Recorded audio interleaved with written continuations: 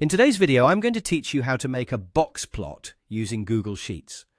Box plots are incredibly useful for visualizing the distribution of data points and understanding the spread and skewness of data sets. To start, you need to identify 4 critical values from your dataset: the minimum value, the maximum value, the lower quartile, and the upper quartile. Don't worry, Google Sheets provides handy tools that make this process straightforward, so there's no need for manual calculations. Let's begin by determining the minimum value. For this, you'll use the myN function in Google Sheets. Simply enter the formula myN and then select your data range. The function will do the rest, giving you the smallest value from your data set. Next, we need to find the lower quartile. This is done using the quartile function, which requires 2 parameters. First, highlight your data range, and then follow it with a comma, and type the number 1. This indicates you want the first quartile, also known as the lower quartile. This will effectively give you the value that marks the 25th percentile of the dataset. For the upper quartile, you'll repeat the quartile function process, but this time use the number 3 instead of 1. This instructs the function to provide the third quartile or the upper quartile, representing the 75th percentile.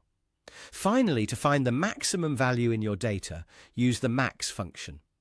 Just like before, apply the function to the range of your dataset, and it will return the highest value. Now that you have your 4 values, the minimum, lower quartile, upper quartile, and maximum, you can proceed to create the box plot. Highlight these 4 values in your sheet. Then, navigate to the top menu and select Insert.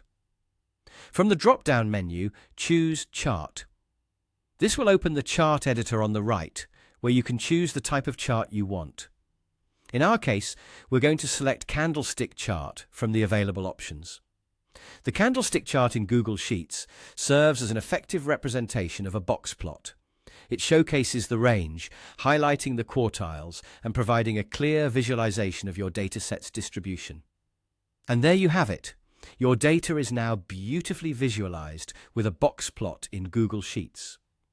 Whether you're analyzing sales figures, scientific data, or student test scores, box plots can provide you with insights into data variability, outliers, and trends quickly and effortlessly.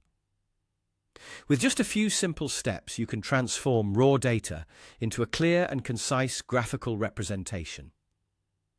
I hope this guide was helpful, and I look forward to seeing how you use box plots in your data analysis.